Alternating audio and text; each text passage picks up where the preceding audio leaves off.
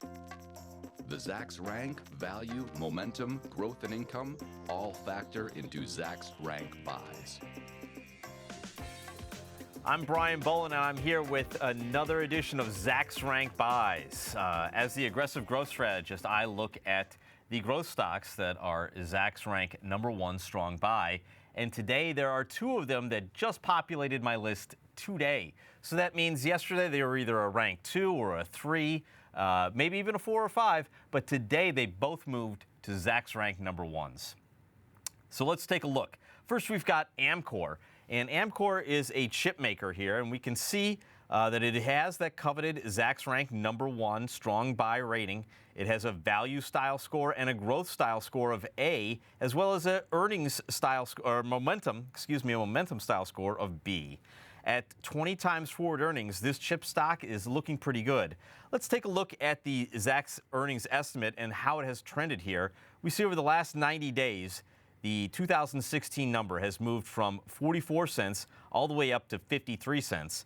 Also, and possibly more impressively here, is the Zacks consensus estimate for 2017, which has moved from 62 cents to 80 cents. If we take a quick look at the chart here, we can see that Amkor has really rose up over the last year or so. Chip stocks have been on fire. We see the big difference between the 2016 estimate line and 2017 estimate line, suggesting there is still very good year-over-year growth in earnings expected for this stock. All right, we're going to change gears here and talk about a brand new one. This one is a little bit more time sensitive. Today we just had the Fed hike interest rates just a little bit, and that might have a little something to do with our next stock. It's Ocwen Financial, and this is a mortgage provider.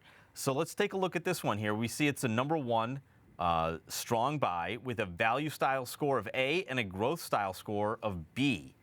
We see the stock is down just a little bit today, and I think that's in relation to just how, what happens when interest rates move higher.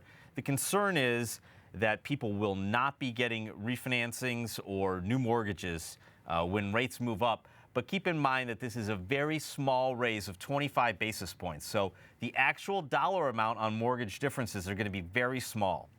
If we take a look at how the earnings estimates have moved for this stock, we can see that over the last 90 days, it went from losing $2.38 to $1.70 for this year.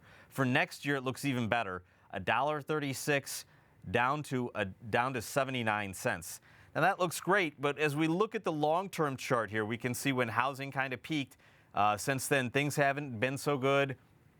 But now with rates moving up, is this the indication that we should be getting back into a stock like this? Because has everyone that's been on the sidelines that has either had an opportunity to refinance or purchase a new home, have they done it yet? It's kind of like this is the calling signal that we think will awake a lot of consumers out there that aren't paying attention to these sorts of things day in and day out. I got one more chart to take a look here for Ocwen here, and this is quarterly revenue growth. We can see the stock price here is going up and down, but the quarterly revenue growth is really what I want to take a look at here. We can see that it bottomed out, back here at the beginning, the first quarter of the year, and has since continued to move higher, and we can see the stock has moved higher as well. So if we continue to see that trend hold up, I think we're going to have two great stocks. All right, that's it for this week's edition of Zacks Rank Buys. I'm Brian Bolin.